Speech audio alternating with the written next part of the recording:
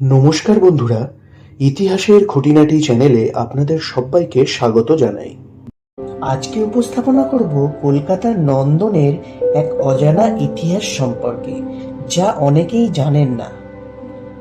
কলকাতার বুকে এমন একটি জায়গা আছে যেখানে শুধু সিনেমা দেখা হয় না, এখানে তৈরি হয় ইতিহাস, জন্ম নেয় নতুন চিন্তা। এবং এই জায়গাটির নাম আশা করি আপনারা সবাই বুঝতেই পারছেন। হ্যাঁ, এই জায়গাটির নাম হলো নন্দন। কিন্তু নন্দনের এমন কিছু অজানা গল্প আছে যা অনেকেই জানেন না। আসুন জেনে নেওয়া যাক নন্দনের জন্ম সম্পর্কে।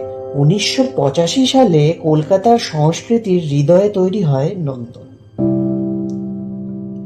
এই চলচ্চিত্র কেন্দ্রটি উদ্বোধন করেছিলেন কিংবদন্তি পরিচালক সত্যজিৎ রায়। শুধু উদ্বোধনই নয়, নন্দনের নকশা পরিকল্পনার পেছনেও ছিল তার গুরুত্বপূর্ণ ভাবনা। কারণ তার স্বপ্নে ছিল এমন একটি জায়গা যেখানে ভালো সিনেমা দেখার সুযোগ পাবে সবাই। নন্দন নামের কিন্তু একটা গল্প আছে, আসুন সেই গল্পটাও শুনে নেওয়া যাক। নন্দন শব্দের অর্থ হলো আনন্দের স্থান। এই নামটি রাখা হয়েছিল কারণ এটি শুধু সিনেমা হল নয়, এটি শিল্প, সংস্কৃতি আর চিন্তার এক মিলনস্থল।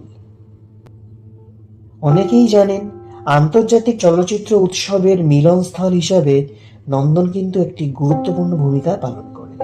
প্রতি বছর এখানে পৃথিবীর নানা দেশের সিনেমা দেখানো হয়। এই সময় নন্দন চত্বরে জমে ওঠে সিনেমা প্রেমীদের এক বিশাল উৎসব।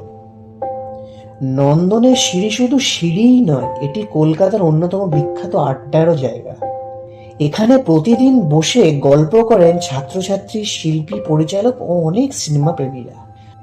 অনেক নতুন আইডিয়া ও গল্পের জন্ম হয়েছে এই সিঁড়িতেই। সন্ধেবেলায় নন্দন চত্বরে অনেক ঝলমলে আলোর পরিবেশ দেখা যায়।